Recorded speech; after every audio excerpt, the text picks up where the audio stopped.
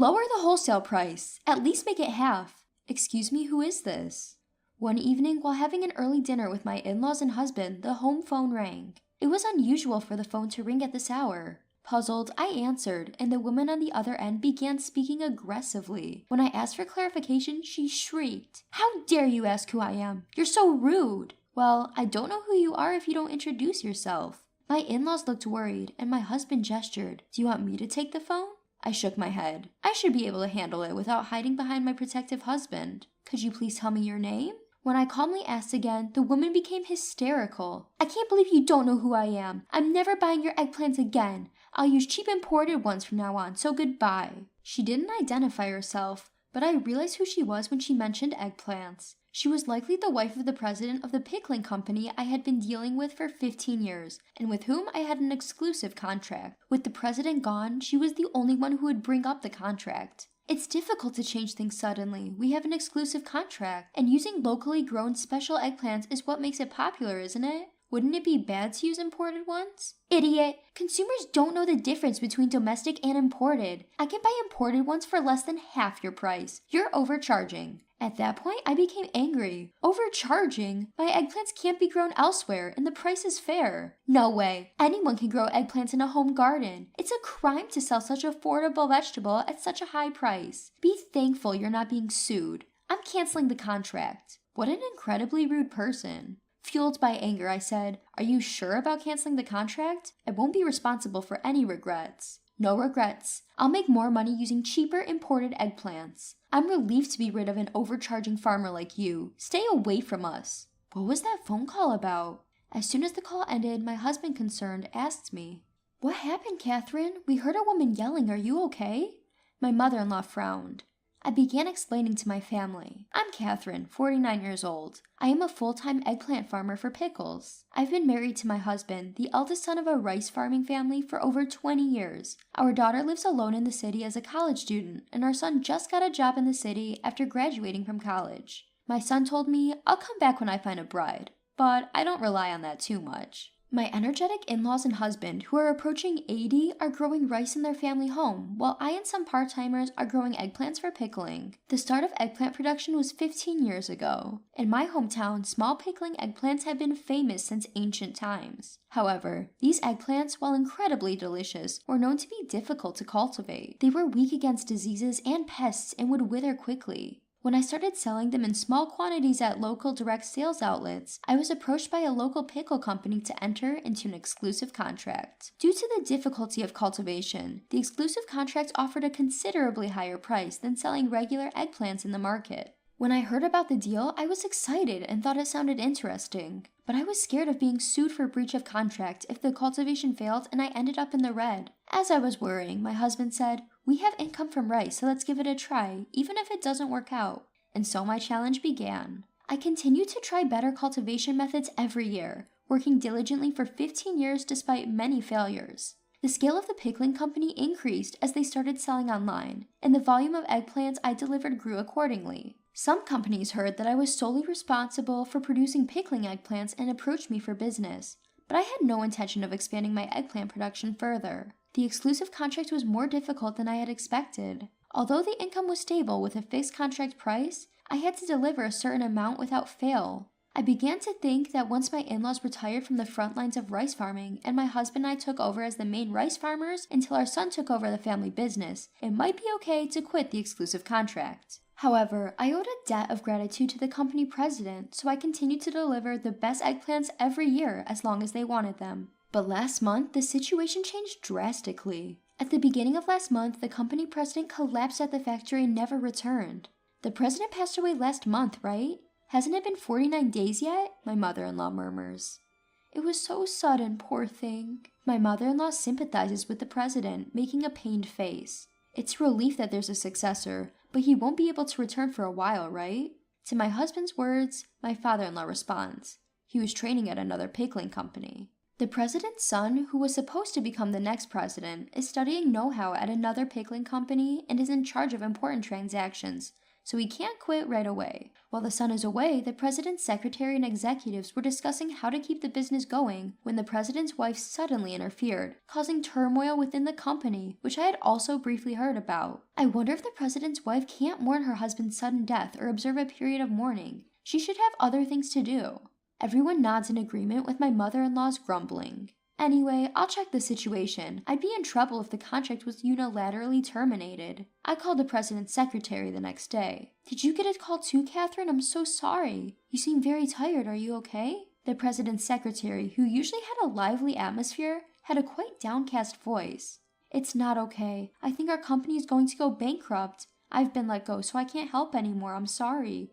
What? What do you mean you're being let go? When I asked in surprise, I was told that the president's wife was the cause. The president's wife, without understanding the basics of management, made unreasonable demands on various business partners and repeatedly harassed the employees. Originally, the president's wife was selfish and had a tough personality. The president knew about her personality and never let her be involved in the business. Now that the president is gone, the company is in chaos. The ideal company for the president's wife is one where she only makes money. She only thinks about how to use business partners and employees as cheaply as possible. There's no way a company can run like that. The president's secretary complained and continued. You should give up on them, Catherine. With your eggplants, you'll find new business partners in no time. But we have an exclusive contract, and I was planning to deliver properly at least this year, for the late president's sake. When I added that last part, the president's secretary sighed. I never thought the president would pass away so suddenly. It's really terrible now because of the president's wife. Longtime employees and part-timers are being forced to quit. Older people can't work as much as young people, and regular employees cost money. She's trying to hire only cheap foreign workers. Our pickles taste is our selling point, so there's nothing more valuable than experienced employees. Talent is treasure. Even though there's an exclusive contract, she doesn't understand common sense. It's best to get away.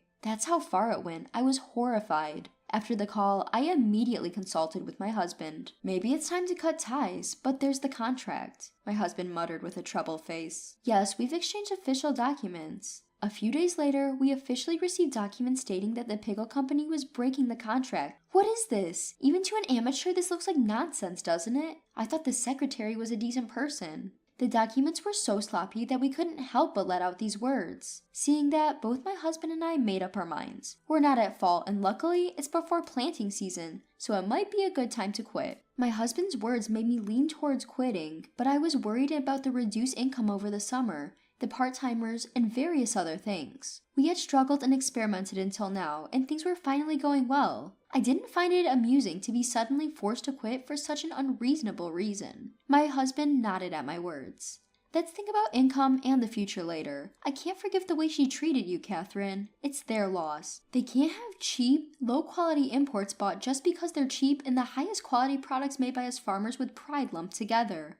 That's true. So, my husband and I decided to stop the exclusive contract from this year and not deliver eggplants even if they begged. Then summer came. After I quit the exclusive contract, several pickle companies immediately offered contracts, and my husband and I carefully considered and contracted the best conditions, increasing our income by about 20%.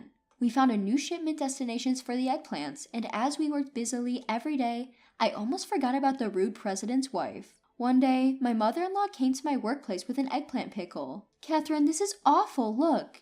It says locally produced, but that's not true, right? My mother-in-law brought this year's eggplant pickles from the pickle company. They said they'd use imported ones, but it says locally produced here. I was surprised when I looked at the package. Let's try it anyway? Upon my mother-in-law's suggestion, my father-in-law, husband, and the part-timers gathered to taste it, and the flavor was completely different than before. There's no way this is locally produced. First of all, it's not bite-sized. They're using large eggplants and pickling them. They're treating consumers like fools. My mother-in-law asserted with a stern face. The taste is strange too. It doesn't feel like it's just gone bad, it's like it's gone rotten. The part-timer also made a harsh comment. Could it be that the president's wife is lying about the imported products being local? But honestly, I thought she might do something like that. A few days later, during dinner, the phone rang again. Hey, can you pretend you sold me your eggplants? The voice didn't introduce herself, but I remembered it. It was the president's wife. I don't remember selling you eggplants, and you're asking me to lie? Yes, if you say so, it'll save our company. Weren't you supposed to never contact me again? That was true, but things have changed. You want money too, right? I'll give you some. It's just a small favor. Her high-handed tone trying to involve me in her crime was unbelievable. No thank you. I refused and hung up, then told my husband and in-laws what had happened. Everyone grinned. My husband in particular seemed pleased. She must have regretted it right away. There's no way your eggplants and those inferior imported ones are the same.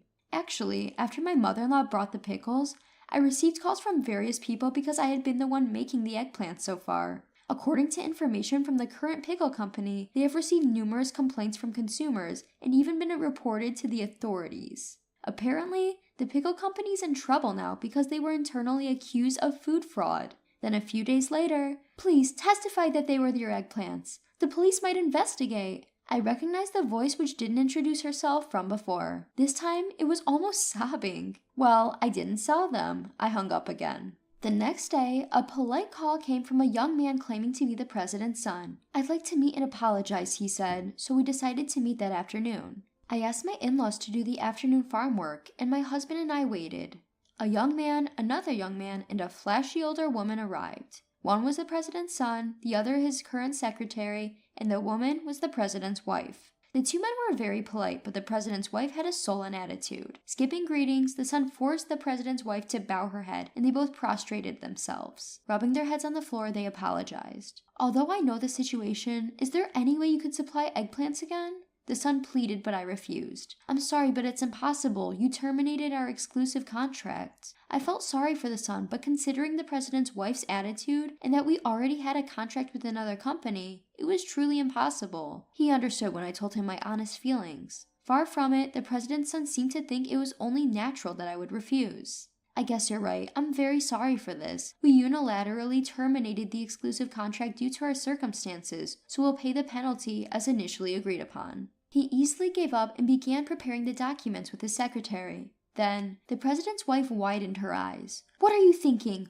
We've been ripped off until now, so there's no need to pay the penalty. We got caught this time, but we can do better next time. It's the importer's fault that more than half of the imported eggplants were rotten. If we find a cheaper place, it'll be fine. So, you tried to use cheap imports and failed miserably. That's what Catherine told you, right? That you would regret it. When her husband made a sarcastic comment, the two young men said, Indeed, that's exactly right. They hung their heads. I was concerned about the president's wife's words and asked her again, by the way you're talking, are you planning to continue labeling the products as locally produced even if you can't get my eggplants? Of course! It's more profitable and everyone is doing it. The president's wife showed no remorse and started yelling at me. My husband and I were both taken aback. That's when the president's son lost his temper. Mom, just be quiet. I only brought you here today to apologize, but I'm fed up with you. Upon being scolded by her son, the president's wife was flustered. I was just trying to make money. You only think about making money for yourself. That's not how a company should operate. But isn't it a company for making money? I was irritated by the clueless president's wife. Although on a different scale, I also employ part-time workers. It's not right to think that it's okay to lie as long as you make a profit. I believe that a fair relationship, where both employees and contracted farmers like us can make legitimate profits, is the right one. It's wrong for only one side to profit. At my words, the son, the young secretary, and my husband all nodded. You're right, Mom. Who doesn't understand that is finished as a person at the company. I'll cut ties with her. However, she needs to take responsibility for ruining Dad's company. Upon hearing her son's declaration of disownment, the president's wife seemed to be affected for the first time. She was so shocked she turned pale and silent. She suddenly became stunned and docile. After that, the case was deemed malicious, involving intentional mislabeling of the origin. It was written in bold letters in the local newspaper that the police had started investigating for fraud, and it became a big news story in the area for a while. The pickle company eventually went bankrupt, and the president's wife was abandoned penniless by her son, fearing prosecution and living in hiding. The president's son and the veteran employees who returned at his call are working hard to deal with the aftermath and establish a new company. I received the penalty for the breach of the exclusive contract, and the matter was settled. Since then, my son has returned and decided to take over the farm. He seems to have found a bride who will happily work on the farm with him. With the happy news, our family's daily life has become very enjoyable.